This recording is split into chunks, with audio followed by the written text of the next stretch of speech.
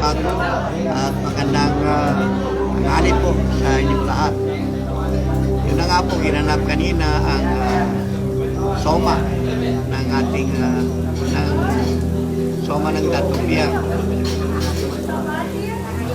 Sa yung mga nasabi po natin, ano naman yun parang naging general na yun, gawa ng yung mga ginawa natin since 2018, ang pagkasyon natin, akot tayo sa bayan ng Datopiang, napapuntiin po natin ang pagiging administrasyon natin. At sentro po kasi tinanggap natin na ang Datopiang ay agricultural land. So dapat talaga mabigyang sigla ang mga farmer po natin dito sa Datopiang. Kaya nga hindi po tayo nagpapahuli sa mga infrastructure project patungkol po sa mga irrigation projects po dito sa municipality ng Datopiang. So, Mayor, dito po sa 18th Founding Anniversary at 7th Bulintang Festival, ano ho mga programa na naiparo dito? Program activity? Yun na nga po. Una po, nagganap po tayo ng executive legislative agenda na ginanap po sa Jensan po. At saka natapos din, nagsabit po tayo ng earlier ng annual investment plan para po lang sa ganon ay malaman kagad ano dapat na unahin sa mga project po natin sa ating administrasyon.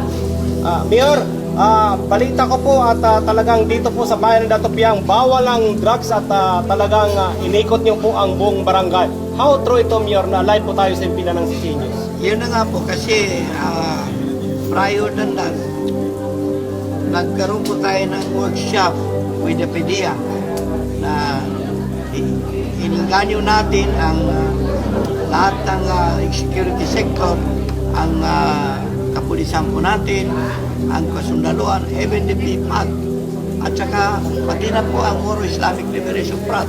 Sumali na rin po sa atin yung pag-declare po natin ng all-out war against drugs. Mayor, sa darating na anniversary, no, sino ho ang inasa nating bisita? O may mga celebrity po ba tayong inaasahan sa bayan po ng Datopiang? Ako naman kasi itong ginagawa natin, simple lang po ito. Ang importante lang, nagpapatunay na masaya tayo sa panahon ng anniversary po natin. Mayor, lalo na po doon sa atin na Provincial Director, Sultan Salman Sapal, na talagang marami at pinuri ang Datopiang, ang marami pong mga baril na na-turn over sa kanila. Papa, kamusta na po ang bayan ng Datopiang? Actually, ang Datopiang ngayon, generally peaceful. Tsaka ginagawa po natin ng paraan na talagang yung mga walang lugar po dito ang mga masasamang lugar. Mayor, regarding po sa nagsambit nyo kanina, hindi malaman yung mga 100 days nyo na nakapasok na proyekto. Tamagin. Sa 100 days nyo, ano po yung nasambit nyo at anong nilalaman nyo na Mayor? Marami po tayong nasambit na mga proyekto, lalong-lalo na po sa mga flood control. Pero ang problema ngayon, ang parang binubusisi masyado ang mga flood control sa Manila. Kaya siguro magsisip tayo ng FMR, Farm to Market Road. Tsaka marami naman po yung proyekto na kasi simula po lang natin, lalo na po yung government center, tinatambakan na po natin ngayon. Kaya ang problema, ito nga pagbabaha, itong flooding masyadong naka-apekto sa atin. Kaya parang naging hold over po ng lahat ng mga proyekto natin.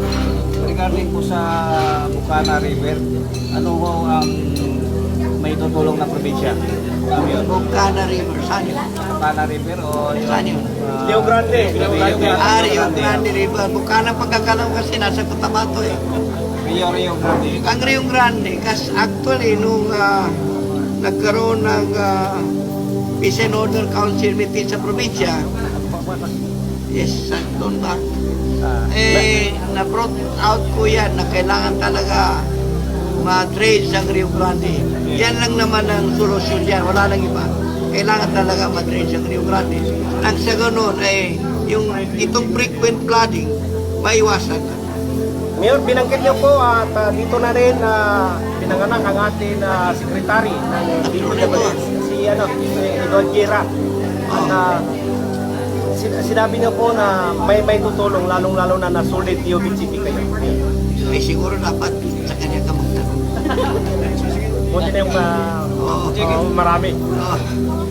Yes, Hirap Mayor. na magsalita na in behalf sa kanya, baka makalit yun. Mayor, Sige po. gaano ka-secure yung ating mga constituents during activities of? Depende. Actually, gawan talaga natin ang paraan yan.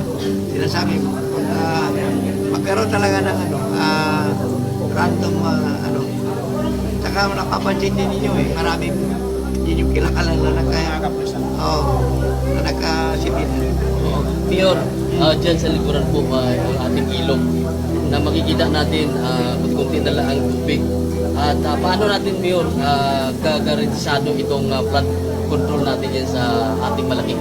Nakita naman ninyo na mayroon na nakista-establish na construction ng mga flood control. Kaya nga, hindi na pinapasukan ng populasyon. Ang problema lang, kung dito manggagaling ng tubig sa may dito pa na. Galing ka nato sa libo. Okay. Dahil sa libo. O, palok-palok. Mayor, ang yung pagbati mo na sa yung anak, Vice Mayor, Nabati ko na kanina. Hindi na Mayor, kailangan. lastly, nakita ko po diyan po sa bungad nyo kung saan po ay mga ating Muslim sector ay binibigyan nyo ng pagkakataon at lalong palakasin ang agama Islam dito po sa bayan ng Lagyan nyo. Kasi alam mo, pagka maka-Diyos ang tao, sigurado ka na safe ka diyan. Kasi hindi gagawa ng masama yan pagka siya maka-Diyos ang puso. Di ba? So Mayor, mensahe na lang no sa lahat ng taong bayan, sa taong bayan dito sa bayan po ng Datupiang, lalong-lalo na sa darating na piyestahan, na mag-ingat po tayong lahat. Ayun na nga po. Actually, okay naman. Dinarelipis ko naman ang Datupiang. If ever naman, kaya naman ang kasundaluan natin, ang kapulisan, and even yung mga lipat natin, kaya naman nila i-sustain ang seguridad dito sa Datupiang. Maliit na bakit? Maliit na lugar itong Datupiang. Kaya hindi gaano masyadong problema. Yan.